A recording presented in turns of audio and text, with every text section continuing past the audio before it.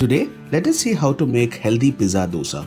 For this, we take some dosa batter and spread it evenly over a pan as you can see in the video. To roast the dosa, I use till oil and I close the pan for cooking it nicely. After cooking, it's time to make it into a pizza base.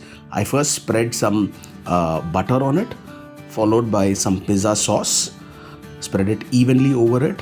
Finely cut onions, some finely chopped capsicum. While spreading all of this, ensure you have the gas flame on low.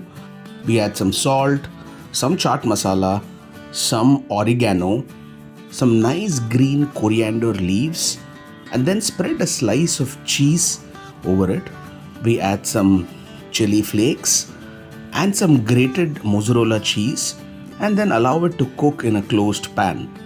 Once it's cooked, pizza is now ready, can be cut and served.